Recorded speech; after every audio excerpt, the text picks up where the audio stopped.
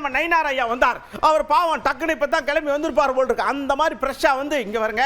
தேர்தல் ஆணையம் தெற்கு இருக்கு, பிஜேபி வடக்கு இருக்கு, நீங்கள் கிழக்கிருந்து பேசிய இது ரெண்டையும் முடிச்சு போட்டால் எப்படி முடிதாகும்? அதெல்லாம் ஒன்றும் கிடையாது. அவங்க வேறு நாங்கள் வேறு, எங்களுக்கு அவங்க சம்பந்தமே இல்லை அப்படின்னு விட்டாரே விடு போயிட்டார்லாம்.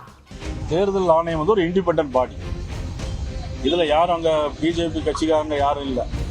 நாங்களோ சக்கரவர்த்தி சண்டனோ போய் அங்கே எல்லாத்தையும் டெலீட் பண்ணுறது இல்லை. அந்த மாநிலத்தில் 60 லட்சம் வாக்காளர் இல்லைன்னு சொன்னாங்க.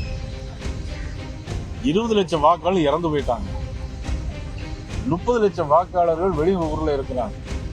இவங்க என்ன பாகிஸ்தான் கிழக்கு பங்களாதேஷ் மாதிரி அங்கேருந்து மேற்கு வங்காளத்தில் எல்லாரையும் வச்சு சேர்த்துட்டு ஓட்டு சேர்த்துட்டு ஆட்சியை பிடிச்ச மாதிரி தமிழ்நாட்டிலையும் வட மாநிலத்தை சேர்ந்தவங்களும் அங்கே வேண்டியவங்கள சேர்த்துக்கிட்டு பண்ணலான்னு நினைக்கிறாங்க.